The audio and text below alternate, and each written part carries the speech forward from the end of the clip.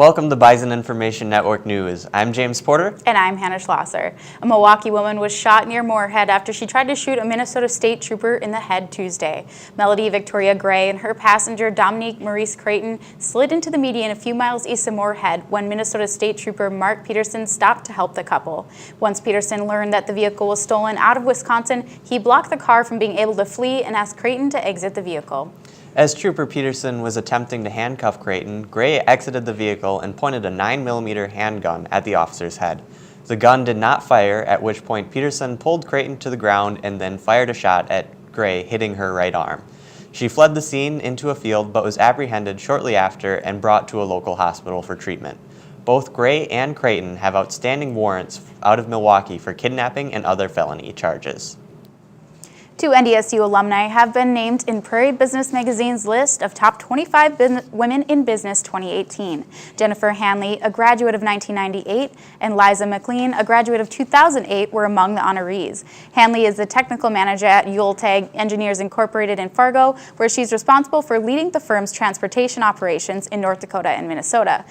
McLean is the co-owner of Smiling Moose Deli franchises and is a franchisee for Dunn Brothers Coffee in Bismarck. Prairie Business is a monthly magazine that focuses on business, workplace, and economic issues in the Northern Plains. And now to weather. After a heavy snowfall hit the metro, can we look forward to some sunshine, Jay? Well, specifically, we can look forward to a whole bunch of clouds, but before we get to the chilly weather, we're going to have some hot facts for you. So over the past week, we saw the big storm come in on Monday, and it actually broke some records that have been standing for as long as 122 years.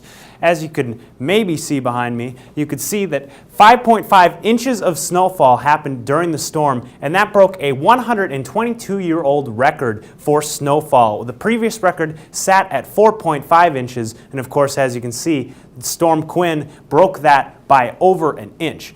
And we can also see that a rainfall record was broken because the rainfall stood at 8.3 inches after the big snowstorm. But that's enough for our big weather facts today. What we have right now is Tuesday's weather, which was a high of 24 with a low of 5, fairly chilly. And Friday we will see a high of 29 and a low of 21. Precipitation staying about the same. Humidity also staying about the same at 78%, with wind speeds rising up a little bit to 11. So not exactly sure what that will mean in terms of the cold temperature that could be coming through on Friday. Looking forward to the rest of the 7-day forecast, you can see that it's going to be partly cloudy for almost every single day coming in the next week. Saturday will be probably one of the warmest days at 35 high and a 22 low. Sunday will stay around the same in terms of the high, with a high of 33 and a low of 10. Monday is at 32 and 10. Tuesday will also stay at a high of 32 with a low moving up to 14. And Wednesday will be the warmest day of the next 7 days with a high of 36 and 21. So if you're staying in the Fargo-Moorhead area for spring break, you can look forward to about more of the same and a lot of partly cloudy days. Back to you guys at the desk. All right, thanks, Jay. Stay with us after the break for the Raging Red Band Festival, the Innovation Challenge semifinals, and the Public Health Week. All that and more after the break. Over 30 schools from across North Dakota gathered in the Challis School of Music for the 3rd annual Raging Red Band Festival. Over 2 days, all of these bands had a chance to perform in the festival concert hall and win a bronze, silver, or gold award. Though this event was tailored to students in high school and middle school, the main performance was the University Wind Symphony. They played both days, and we're glad to see all the younger students interested in performing their music. The Innovation Challenge is almost over. The semifinals for the challenge is set for Wednesday, March 21st.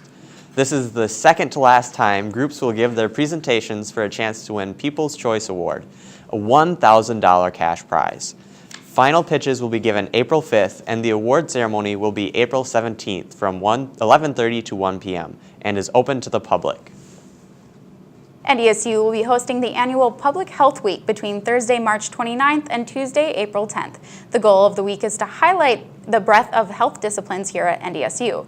The week starts off with a viewing of the movie From the Ashes on the 29th, starting at 5 p.m. in the Century Theater. The highlight of the week will be the keynote speaker, Dr. Avish Nagpal, the director of Sanford Fargo Infectious Disease Control. The speech will be on Thursday, April 5th at 11:30 a.m. in E. Morrow Lebedeff Hall. Coming up, we will take a look at this week's Hollywood and Health Minute, as well as International Women's Day. Stay with us. People across the world celebrated International Women's Day when women's rights issues have been at the forefront of national conversations.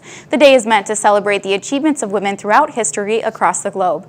The day was trending on social media with hashtags like She Inspires Me and a running global Snapchat story. This past year brought the hashtag MeToo and Time's Up movements, focusing the public's attention on the treatment of women. When we come back, Eric will have a look at sports. You guys just came back from Sioux Falls for the Summit League tournament. What else you got? Well, we got Nick Deluca competed at the NFL Combine this past Saturday. Look at the Big 12 Wrestling Championships. And even a little bit of curling nationals that are in Fargo this week. That and more when we come back.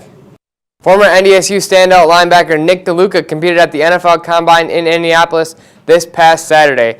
He is the first Bison to compete at the Combine since former NDSU quarterback Carson Wentz did so back in 2016. DeLuca ran a 4.85 for his first 40 time and then a 4.86 for his second 40 time. He will have his next opportunity to impress NFL scouts at NDSU's Pro Day, which is March 28th.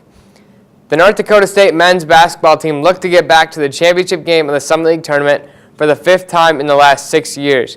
They took on the defending Summit League champions, South Dakota State. You see A.J. Jacobson, he's getting ready, and then there's Mike Dom getting ready, the Summit League MVP. Speaking of Mike Dom, he hits the 3 early on from way downtown. The Bison would trail, the Jackrabbits would be up 5 at that point. Paul Miller, he gets the 3-point shot to fall after just friendly roll, but the Bison are down 6. And then Tyson Ward, he gets the easy lay-in. The Bison are down 10 at the half. The Jackrabbits would be up 38-20, but in the second half, NDSU Paul Miller, he gets a steal, and the Bison are down 8. But however, the Jackrabbits would call a timeout and then go down low to their big man, Mike Dom, who draws A.J. Jacobson's 4th foul. Jackrabbits were up 15. You see A.J. Jacobson walking off the floor for the final time as a Bison, along with fellow senior guard Paul Miller walking off the floor for the final time. What we were capable of last night. Plenty of excuses and plenty of things to go around why I don't think we were able to maintain that consistency. But we weren't able to do that. And that's something going forward that we got to get cleaned up. Tyson Ward, he had 15 points and 4 rebounds. SDSU defeated the Bison 78-57. The Bison finished with their first losing season since 2011.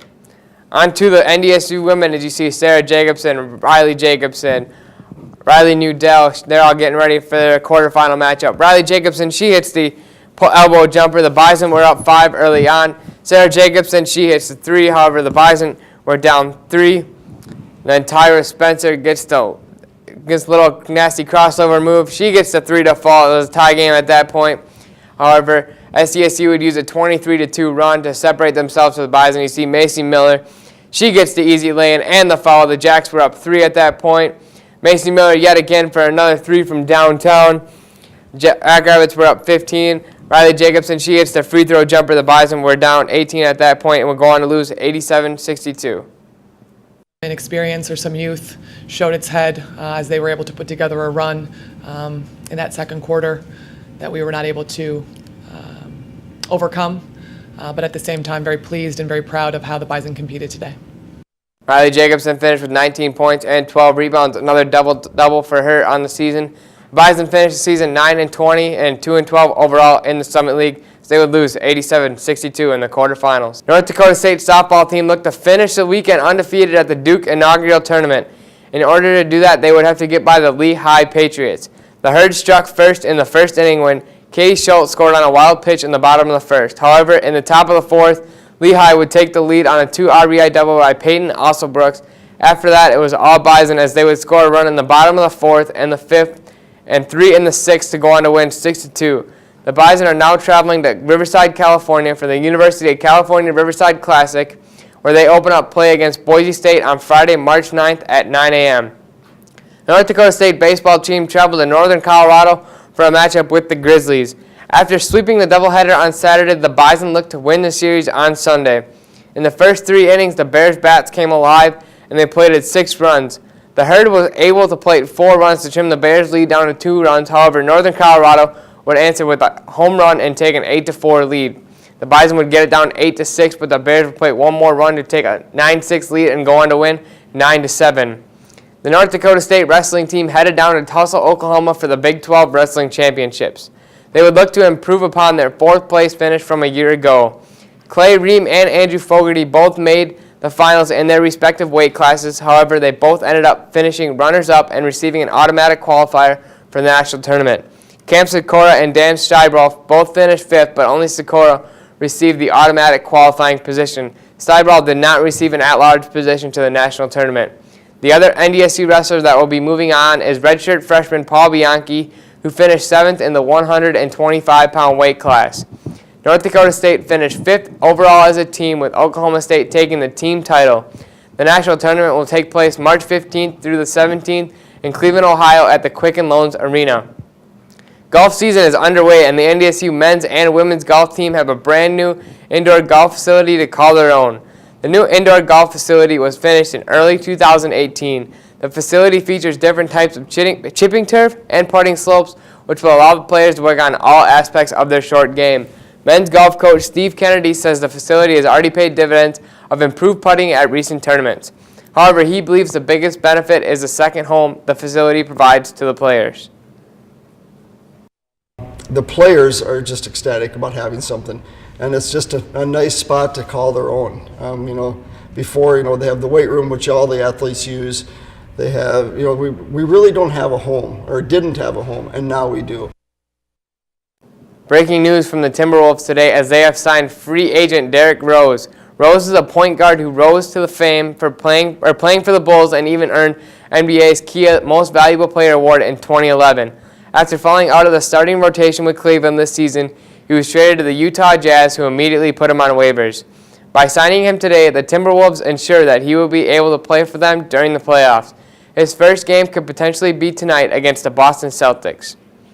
The U.S. Curling Nationals are taking place this week in Fargo. The top 10 men's team and the top 8 women's team are all competing for the right to represent the Team USA at the World Championships. The World Championships for the men will be held in Las Vegas, Nevada, beginning on March 31st through April 8th. The men's playoffs will begin tonight, with the winner moving on to the championship round on Saturday at 5 p.m. The women's playoffs will begin on Friday afternoon at 2 o'clock, with the winner moving on to the finals on Saturday at 12:30. The Olympic gold medalists will be here in Fargo on Friday night at 6:30 for immediate interaction. Then on Saturday, they will be recognized on the ice before the championship match. And then from 4 to 5, there will be a fan meet and greet session.